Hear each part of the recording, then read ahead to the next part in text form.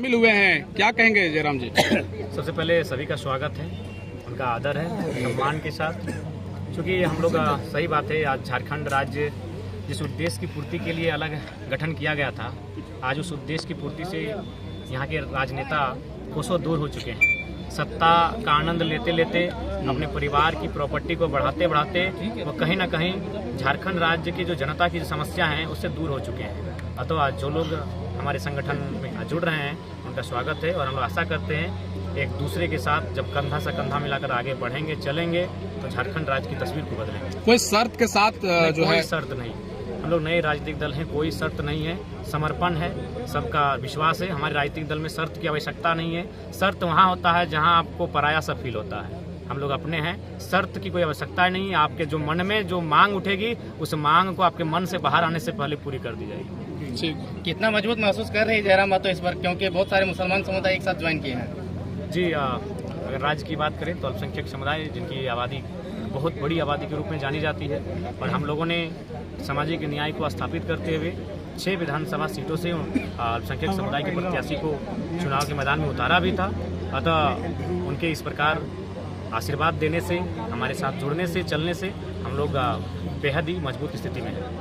रिजवान जी, अल्पसंख्यक का बड़े चेहरा का नाम आते थे आपकी पार्टी में, लेकिन उन्होंने आपकी पार्टी को छोड़ करके झारखंड मुक्ति मोर्चा में शामिल हो गए, इससे कितना नुकसान? देखिए, नुकसान नहीं है, नुकसान बिल्कुल भी नहीं है। राम रहीम का बातें आती थी, ठीक है, बहुत बिल्कुल बड़े भाई समान है और बहुत यादें उनके साथ, बहुत सुंदर यादें रही हैं। हंसी ठिठोली से लेकर राजनीतिक हर विषय में उनके साथ एक अलग जुगलबंदी थी। लेकिन बस उनका संदेश यही होगा कि जहाँ भी रहें खुशहाल रहें और समर्पित भाव से रहें, इधर उधर फिर उचका उचकी ना करें। उनको मेरा ये संदेश होगा। हाँ, उनको जाना था, जाने के लिए किसने रोका है? 2 भाई अलग अलग पार्टी करते हैं, कोई बीजेपी में होता है, कोई जेएमएम में होता है, एक ही घर में 2 भाई।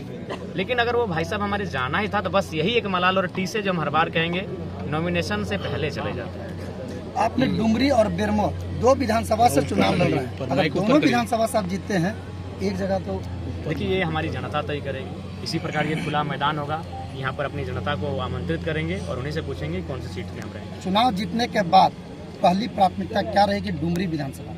देखिए, डुमरी जो विधानसभा पिछले 24 सालों में आज तक काम ना, देखिए डुमरी विधानसभा में हम लोग प्रयास करेंगे जो पलायन की स्थिति जिसे आज भाई साहब बखान कर रहे थे उसे रोकने के लिए हम लोग एक नए विकल्प की ओर बढ़ेंगे। इस क्षेत्र में छोटे छोटे इन्वेस्ट के साथ कुटीर उद्योग, लघु उद्योग पे चर्चा करते हुए आगे बढ़ेंगे और उस पर नियंत्रण पा सकें, जो पलायन की दिशा में हम लोग आगे बढ़ रहे हैं। विशेषज्ञ के लोग कहते हैं जेएमएम और कांग्रेस पार्टी के लिए मुसलमान समुदाय ज्यादा वोट करती है, आप इस ट्रेंड को तोड़ पाने में सफल हो रहे हैं? देखिए, हमने पहले कहा कि हम लोग परंपराओं से हटकर परिवर्तन की राजनीति करेंगे।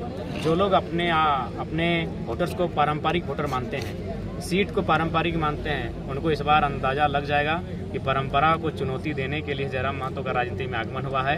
परंपरा से ऊपर परिवर्तन होता है और हम लोग परिवर्तन के लिए आए हैं। धन्यवाद। एक लाइन थोड़ा सा मैं बोलना चाहता हूँ।